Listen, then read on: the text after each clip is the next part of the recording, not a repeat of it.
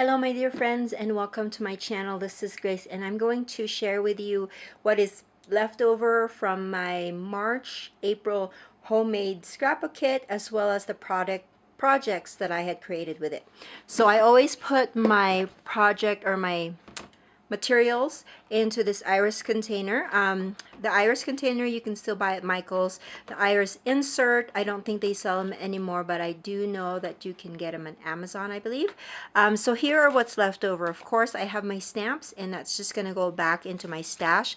I did manage to use some of this Tim Holtz word and phrase stickers, but as you can see, there's a lot more, and this is universal in my eye, and so I'm just going to put this back in my stash and use it for next time. I do have a few scraps of paper here, paper strips, that I'm probably either going to go put that in my scrap stash or just throw it in the trash.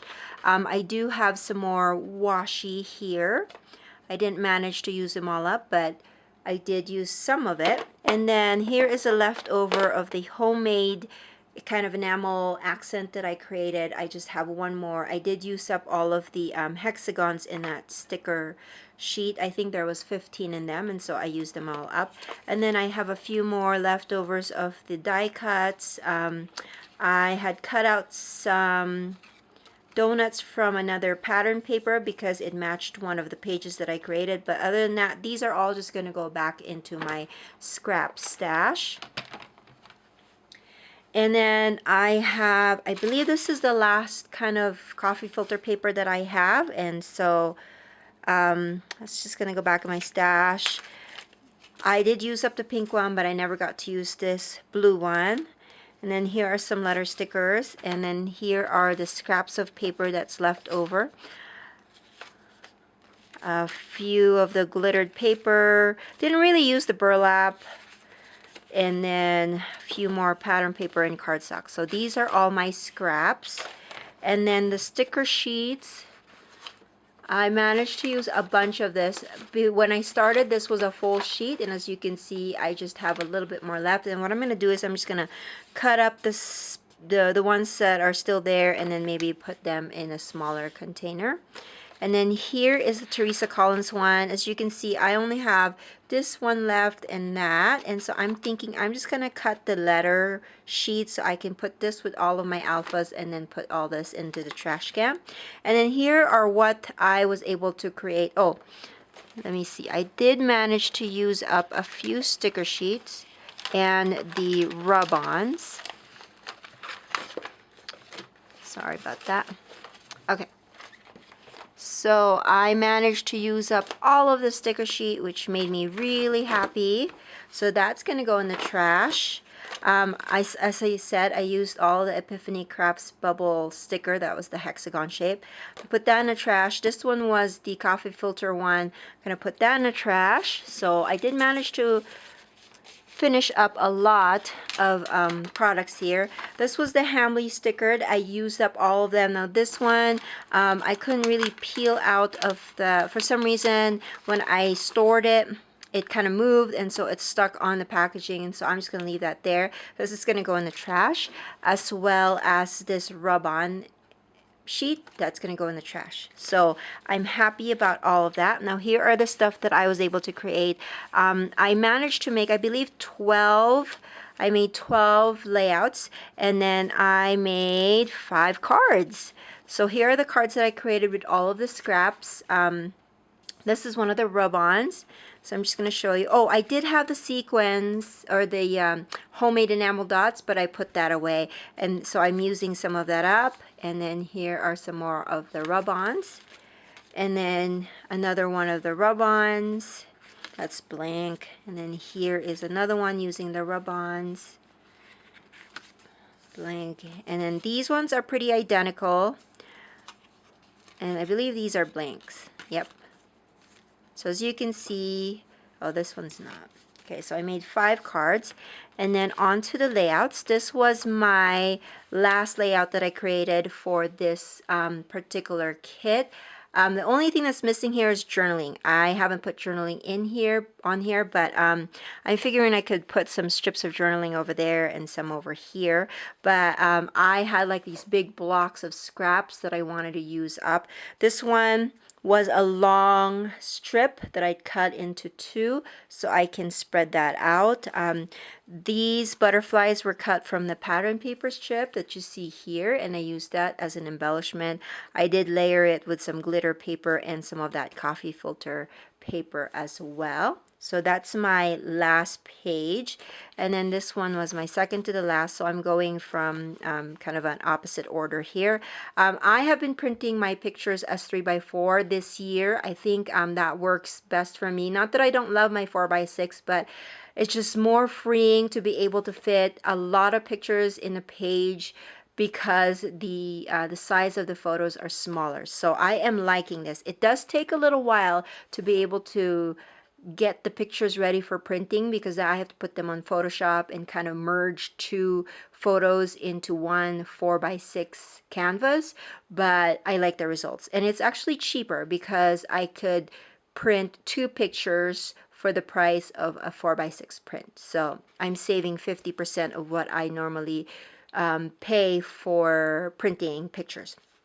So here's just a bunch of the photos. I did add some of the pattern papers and the borders, and this one was one of the tags that I pulled for this particular kit. Now, I wanted to use some embellishments, and I knew I had those glitter papers, so I just punched them out in 3 different circles, and those were my embellishments. So it's a very flat kind of page, but I liked how it turned out. And then this one was another one. And this one was based off of a sketch from, I think it was Stuck Sketches, but I used some of the stickers. Here are some of that hexagon accents that I made with some pattern paper and those word strips. And then here is another one. With this one, I used up a lot of the speech bubbles because I just wanted to use it up. I had some stickers and I was just going crazy with the stickers because I wanted to use it up. This one was actually a hard punch using the glittered paper. Unfortunately, these don't have any process videos because there was one time that I just wanted to make something and I didn't set up my camera. Now these are actually stickers. If you're always looking for like ways to use up like letter stickers that you can't really make words for, make a border out of it. And that's what I did here. This is another layout. Now this one has an angle to it, as you can see. I did use the stamps right here, and then use some of the letter stickers here. Use some more of that enamel accents. I did use up some of the rub-ons as well. And I was able to put 4 pictures in this layout, versus if I had a 4x6, there won't be a lot of space to put anything else. This is another layout. Now this strip of circle is part of the vellum. I used the vellum piece in one of my first layouts, and then I cut it actually twice because I didn't like the size of it in the beginning. And so I have this like thin strip of circle, and so I just wanted to use it up, and I used that as kind of a grounding element on this particular page. So that's that. And then here is another one. I did pull out a letters or an alphabet stamp from my stash to make the title. Again, here it is. I'm showing you what I do with leftover letters. When I can't make any more words, I turn them into a border. And so with this one, I was able to fit in 6 pictures into a 12x12 layout, and that makes me happy. Okay, here is, I think this one was my very first layout that I created for this particular kit, and I do not have a process video for this, but this is a double page layout, and it was inspired by a sketch from scrapbook.com. And so this one still uses the 4x6 photos. I did trim a few of them out, like this one and this one. Actually, I think I trimmed a lot of them out, but as you can see, 4x6 takes up a lot of space in your page. So I did manage to layer some of those stickers over here. So that's my first double page layout share here. I have a few, I think I have one more.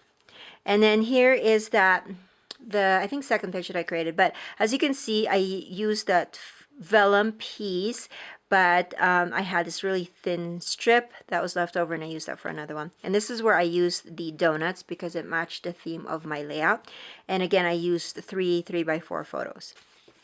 Here is another one. This one was inspired by a sketch from scraproom.com, or the Scrap Room Kit Club, and I used some of the rub-ons here, layering some stickers, and yeah, that's that. And then here is a double page layout. Now this one does have a process video. I think it goes this way. Does have a process video, so I hope that you check that one out.